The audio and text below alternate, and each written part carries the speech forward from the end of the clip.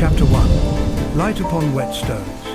Upon a morning sodden with rain yet radiant with peculiar luminosity, Axel, a gentleman whose artistic temperament had been refined by years of disciplined pursuit, set forth along the glistening stones of Lisbon. The air, fragrant with brine and the sweet smoke of roasting chestnuts, wrapped him in a mantle both familiar and strange. Inwardly he repeated a private creed. His pilgrimage was for light alone, not for the countless distractions woven through the city's intricate charm. The gentle drizzle softened tiled facades and wrought the sun's weak rays into shifting mosaics of gold and silver, scattered upon the avenue. His boots marked a steady rhythm. His camera, ever a silent companion, hung at his side, its weight the quiet pledge of purpose. His discerning eye lingered on the play of shadows and trembling reflections in each puddle. A lifetime's quest for perfect light, having bred in him both patience and that rare readiness for moments when art and opportunity briefly converge. He paid no heed to the lively cafe chatter, reminding himself that he was but a pilgrim among Lisbon's daily drama. Yet the city's vital pulse pressed on his solitude, whispering that stories abounded if only one dared to look. Thus, with one hand in his coat pocket and the other resting lightly upon the camera, Mr. Axel pressed forward into the silvery mist. It was then he espied a lady, Miss Remicat, standing beneath the wrought-iron balcony. She fixed him with a gaze both curious and challenging, a smile poised upon her lips. "Do you often take the likenesses of strangers, sir, without so much as a by your leave?" she asked, her tone a playful probe rather than a rebuke. Slowing his step, Axel considered her with due solemnity. The light caught her hair with the sheen of old gold, her composure hinting at comfort beneath observation. Yet her eyes glinted with sly amusement. The distant strains of a guitar lent the moment a quiet music. "Madam, candid moments are my very currency," he replied, his voice low, awaiting her reaction. Her gaze drifted to his camera, then back, unflinching and unhurried. The air between them tightened, not with discord, but with tacit understanding. This encounter was no ordinary exchange. Side by side, they strolled through the city's living archive, their conversation winding through the nature of spontaneity in art. Remicat contended that chance alone bestowed authenticity, while Axel, ever the philosopher, maintained that context shielded truth from distortion. Their debate ebbed and flowed with gentle contradiction, neither eager to win nor to part. At last, in a modest cafe, Remicat spoke of her profession, a ceaseless negotiation between image and identity. Axel, moved by her candor, found himself drawn to new reflection. At length, she proposed, lightly as a feather, "Accompany me to Barcelona. Let our journey itself become the experiment." Axel weighed her offer, recognizing both promise and peril, yet knew as the evening fog settled that he was already yielding, not with words, but in silent accord. Chapter 2. Shadows and Mirrors.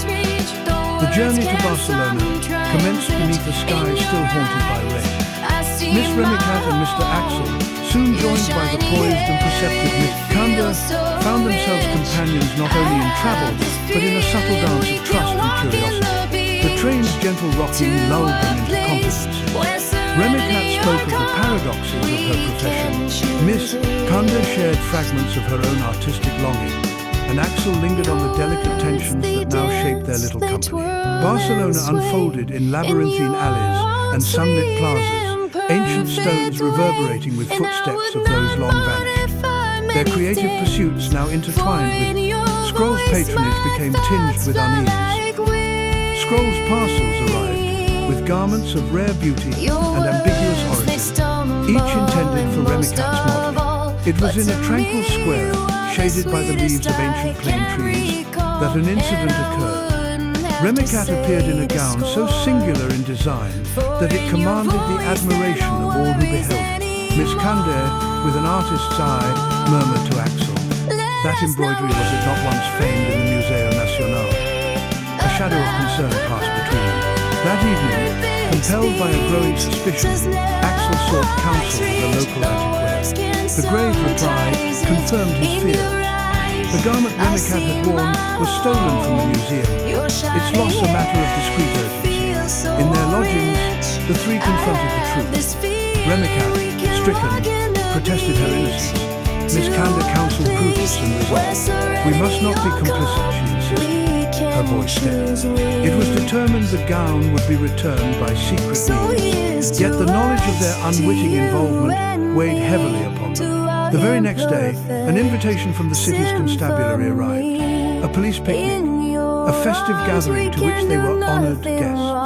Remicat, unable to change, wore the contentious gown once more. The officers, charmed and oblivious, welcomed her with warmth, requesting photographs, and even persuading her to don a policewoman's uniform and blow a whistle for their annual portrait. Remicat obliged, the moment immortalized in laughter and applause, while Axel's heart brimmed with mingled relief and dread.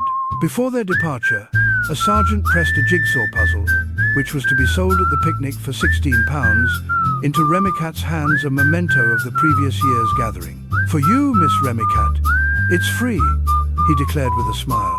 The puzzle, when completed, displayed a photo of the police officers attending last year's picnic, became an emblem of the day's strange fortune, a likeness shadowed by the secret they knew. As they departed, Miss Canda pressed Remicat's hand. "We have tempted fortune," she murmured. Mr. Axel, his gaze lingering on the photographs, felt a pang of guilt and foreboding. For though the day had passed in innocent happiness, the secret of the gown now bound them together in silent complicity. Chapter 3. Cities in Passing. The matter of Mr. Scroll's commission became the silent third party to their every conversation, particularly as Remicat prepared to depart for Paris to fulfill an obligation at his behest. In that city, she was called upon to model not only for the great houses, but for Mr. Scroll's private collection, her attire ever dictated by his particular vision. Axel, meanwhile, received missives urging him to hasten with the photographic plates, accompanied by assurances of further reward. Yet as he wandered the wintry streets of Vienna, the memory of Remicat in Mr. Scroll's garments haunted him. He found himself yearning for the authenticity that had marked their earliest encounters. Their correspondence, now conducted chiefly by postcard, was often tinged with coded references to their shared predicament, as if both sought to reassure the other that their true selves endured beneath the costumes and contracts. The distance enforced by Mr. Scroll's demands proved both a wedge and, paradoxically, a thread keeping them in uneasy alliance. Chapter 4. Bridges and Final Frame. When at last they reunited in Prague, it was with the knowledge that Mr. Scroll himself would be in attendance at the unveiling of Axel's gallery. The patron arrived, resplendent in dark velvet and bearing an air of faintly amused superiority. He surveyed the collection, pausing longest before those portraits in which Remicat wore the garments he had selected. As the police officer entrusted as a guard helped Mr. Scroll hang a portrait, Mr. Scroll addressed the guests. "These," he pronounced, "are the future of art, where vision and patronage walk hand in hand." Yet, in a secluded alcove, Axel and Remicat lingered before the images that belonged to them alone, the candid, unposed, and uncommissioned. "It is here," Remicat whispered, "that I find myself most truly seen." Axel, emboldened, agreed, though neither was ungrateful for the role Mr. Scroll's gold had played in making the exhibition possible. At journey's end, as the train prepared to bear Remicat away once more, Mr. Scroll bid them both a mannered farewell, his satisfaction evident. "We shall collaborate again, I trust," he intoned, as though the future were his to command. But as Remicat's cream trench faded into the throng, and the city's light caught Axel's lens one final time, both understood that perhaps certain items were priceless and could not be presented gift-wrapped for free, especially in a world governed by patrons and their purses.